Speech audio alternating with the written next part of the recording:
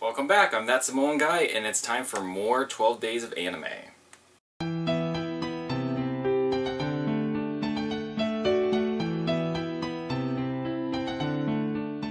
So, a show that I didn't really anticipate liking as much as I actually ended up liking it was Parasyte. Parasyte was one of those manga that I always walked by at bookstores. There was always like a couple laying around, and the cover art always kind of struck my interest. I was always kind of like, I wonder what that's about, because it is very unique. It's a very different looking kind of art style to it. It was kind of like the Bizengast covers, if you remember those. Those always made you look twice. But then, just as I was about to cave and pick up a copy of the manga, then all of a sudden the new season started and there was an anime about it. So I was like, well, screw that. I don't need to read it now. I can just watch the show. And apparently, from what I've hered, the show's better. There's a lot less masturbation jokes. この生殖器ちょっと勃起させてみてくれ。なんだって？何するんだ？よせ、やめろってのは。 Less. Not none, just less. 何さっきから息子と話してんだ？ And I'm actually really digging it a lot. The main character, Shinichi, is one of the more likable protagonists of in a long time. In this year, for sure, I would say. He's definitely one of the more likable, relatable protagonists that I've seen in a long time. Anyway, it's just kind of generally just a fun show. There's a little bit of gross out elements to it because there's a lot of body horror going on, but not in like a pupa kind of way.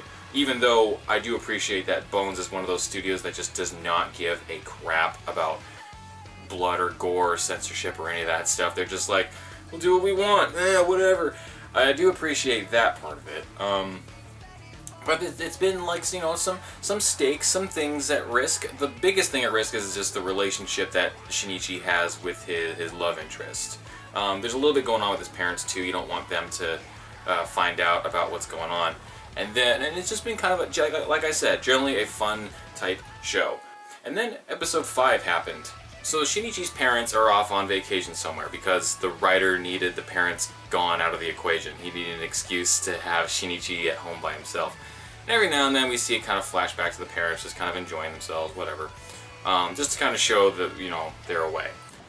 いつかまた新一も連れてここに。どこまで来ても新一だな。 And then what the fuck? え？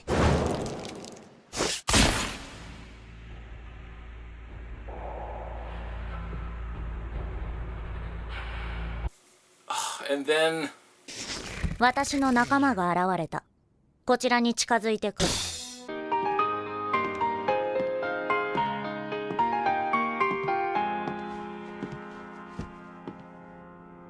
母さん？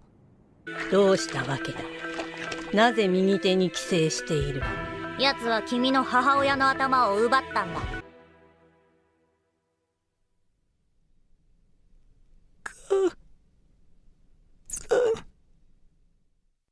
いつか君が教えて。 What the fuck? Where did all these feelings come from all of a sudden? Like, the impression you got up to that point was that it was just kind of like a fun, gory time, kind of like watching an old 80s slasher movie now. Like, it's not actually scary, you're just kind of watching it for, not shock value, but you're just kind of watching it, enjoying, entertaining, and then all of a sudden it hits you with that. It's like, what's the deal? That stood out to me as being a pretty memorable moment of the year because it was such a big shift, but not in a samurai flamenco kind of way. It was a much more like interesting way to take it, and like I accept it, I don't want to, but it was a consequence that they had been kind of hinting at for a while. You just, because of the tone of the show up to that point, you didn't really believe that they were going to go there. Whereas Samurai Flamenco gave you no warning, took that hard left, and just kind of took you with it.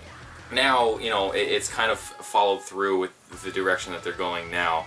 It'll be interesting to see where they go with it, but like I said, that out of that whole series thus far, that's the moment I remember the most because that was the shift, that was the change, and that's always the part that hits you the hardest. So, but anyway, that was my moment for today. I hope you enjoyed it. I hope I didn't spoil anything for you. It says in the title there's a spoiler, so I don't want to hear about it in the comments. Okay, bye.